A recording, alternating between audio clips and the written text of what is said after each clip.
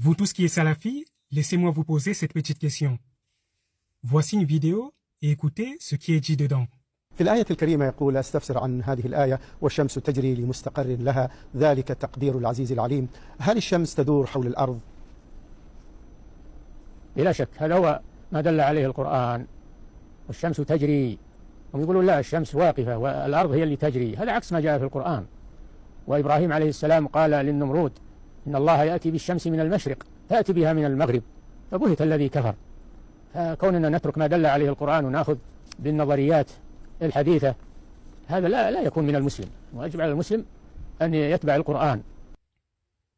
Dans cette vidéo, la question a été posée à Al-Fawzan sur la rotation de la Terre autour du Soleil.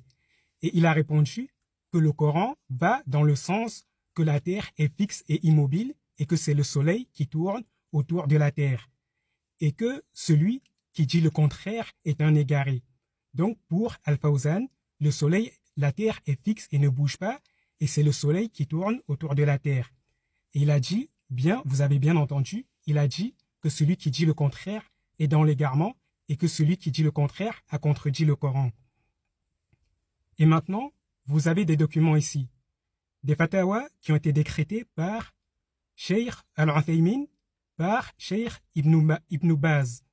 Et dans ces fatawas, il est dit que celui qui dit que la terre tourne autour du soleil est mécréant, que le musulman qui dit cela est mécréant et qu'il est permis de faire couler son sang, c'est-à-dire qu'il est permis de le tuer seulement parce qu'il a dit que la terre tourne autour du soleil. Donc le texte est devant vos yeux et vous ne pouvez pas me dire que c'est faux ce que je viens de vous dire. Maintenant que je vous ai exposé cela, regardez cette vidéo. La question a été posée à Cheikh Al-Albani. ما قولكم في مسألة دوران الأرض؟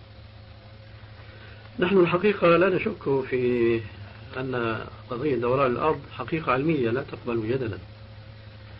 في الوقت الذي نعتقد أن ليس من وظيفة الشرع عموما والقرآن خصوصا أن يتحدث عن علم الفلك ودقائق علم الفلك، بل يمكن للمسلم أن يجد ما يشعر إن لم نقل ما ينص على أن الأرض كالشمس وكالقمر من حيث أنها كلها في هذا الفراغ كما قال عز وجل وكل في فلك يسبحون. لا سيما إذا استحضرنا أن قبل هذا التعميم الإلهي بلفظة وكل. Donc là, la même question a été posée à Cheikh Al-Albani sur la rotation de la Terre autour du Soleil. Et Cheikh Al-Albani a dit que le Coran va dans le sens que la Terre tourne autour du Soleil et que le Coran va dans le sens que tous les astres qui sont dans le ciel bougent. Et il a donné comme preuve le verset 38 de la sourate Yasin qui est devant vous.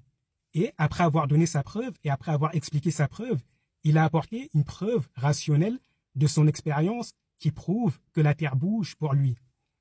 Donc maintenant, vous avez un dilemme.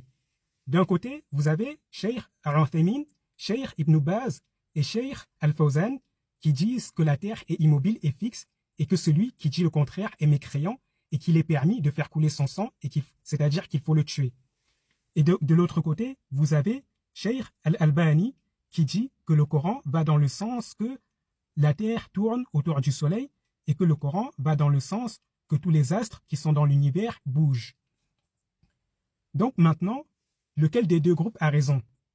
Si vous dites que c'est Cheikh Al-Albani qui a raison, ça veut dire que pour vous, Cheikh Ibn Baz, Cheikh Uthaymin et Cheikh Al-Fawzan se sont égarés, étant donné qu'ils ont takfir des milliards de musulmans et qu'ils ont rendu licite des milliards de musulmans.